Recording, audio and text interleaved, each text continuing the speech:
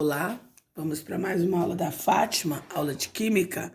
Hoje nós vamos falar sobre uma outra função inorgânica chamada sal ou sais, né? Então nós temos diversos tipos de sais, mas quando nós falamos a palavra sal, muita gente lembra somente do sal de cozinha, o cloreto de sódio, tá?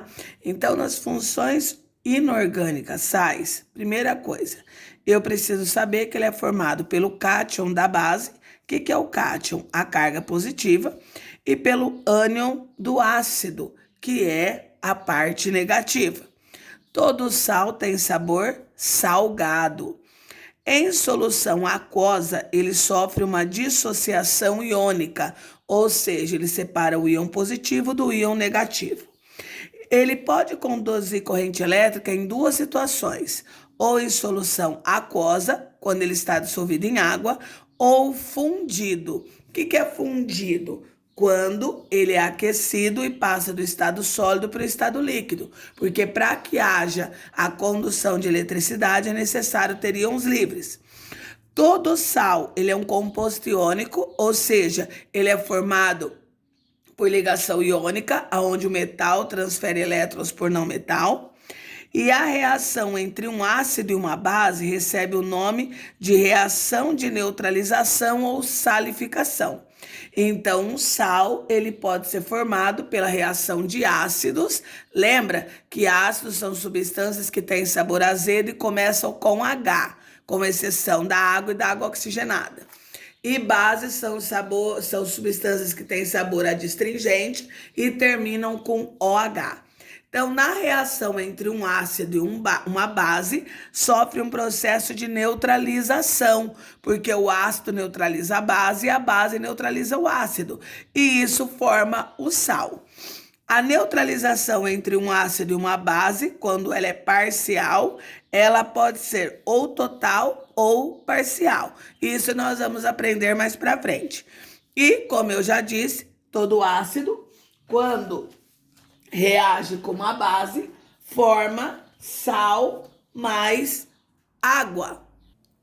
Um sal, se a gente for classificar algumas características do sal, quanto à quantidade de elementos, ele pode ser binário.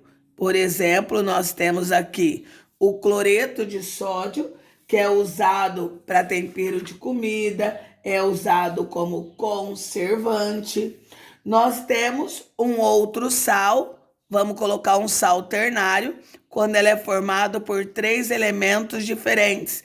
Aqui eu estou usando o carbonato de cálcio como exemplo, também conhecido como calcário, e também encontrado na casca do ovo.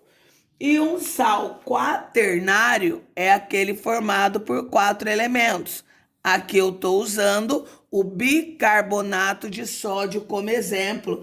Ele é usado como antiácido estomacal, ele está presente no fermento químico e ele também é usado em alguns extintores de incêndio, certo? Quanto à natureza dos íons, um sal ele pode ser classificado como neutro ou normal.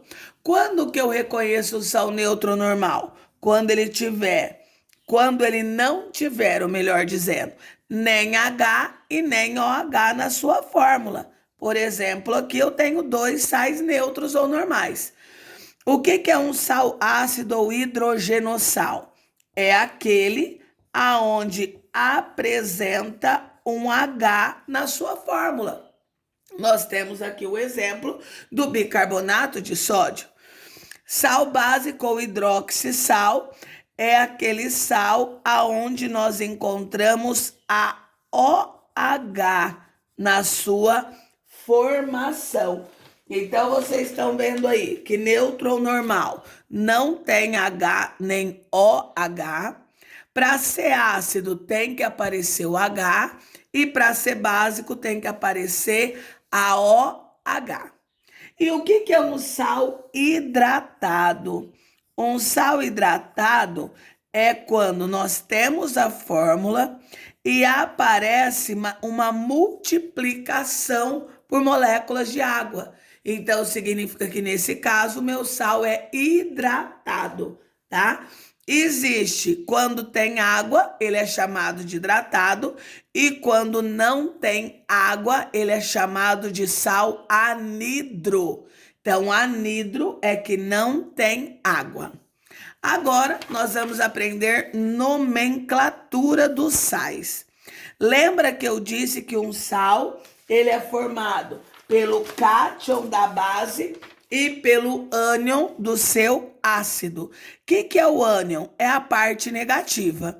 Então, aqui eu coloquei alguns ácidos, ó. HCl. Então, o hidrogênio é o positivo, Cl menos. Por que menos? Porque só tem um hidrogênio.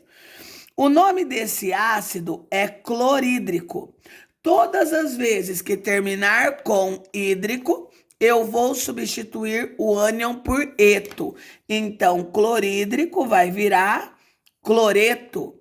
No outro, ó, hidrogênio é o positivo, enxofre é o negativo. 2 hidrogênios menos 2. Aqui não é sulfídrico, hídrico vira eto, então vira sulfeto.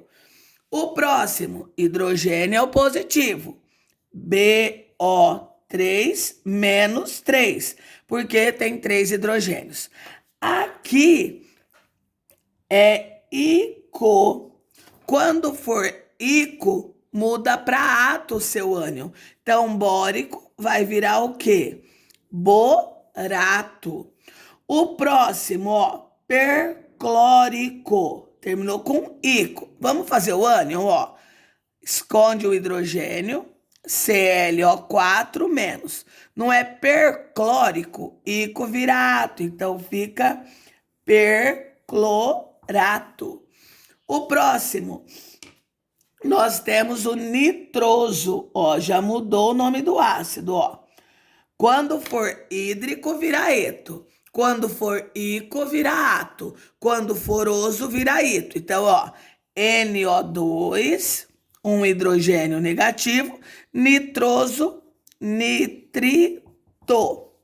O próximo, BRO menos. Hipobromoso, muda para o ito, hipobromito, certo? Agora nós vamos construir ou dar o nome a alguns sais. Então, nesse primeiro aqui, lembrando que eu sempre começo pela parte negativa. Quem é o Cl? Nós vimos aqui em cima que é o cloreto. Então, cloreto de sódio. Preciso pôr algarismo romano? Não, só quando for cátions variáveis, que eu expliquei isso para vocês naquela aula de bases, que são os cátions variáveis.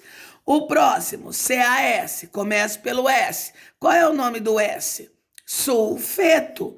Então, vai ficar, sulfeto de cálcio. O próximo, ó, Na3BO3. BO3 é o quê? Borato. Professor, e a carga?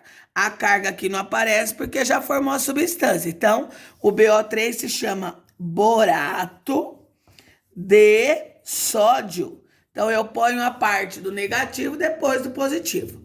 Nesse outro, eu dei o nome, então eu quero a fórmula. Perclorato de cálcio. Agora aqui é o contrário, eu vou começar de trás para frente. Cálcio, Ca, lembrando que o cálcio tem carga mais 2, porque é da família 2A. Perclorato, ó, ClO4 menos. Posso cancelar? Não. Então, inverte. Então, como que fica? Ca, ClO4 entre parênteses, 2 do lado de fora. Próximo, nitrito de potássio. Lembrando que eu começo de trás para frente. O potássio é K, com carga mais 1, porque ele é da família 1A. Quem é o nitrito? Ó, nitrito é o NO2 menos. Cancela, cancela, KNO2. Próximo, hipobromito de magnésio. Magnésio é o Mg, que tem carga mais 2 por ser da família 2A. Hipobromito tá aqui em cima, ó, BRO menos. Inverte as cargas, Mg, Br entre O entre parênteses, 2. Certo? Até a próxima aula.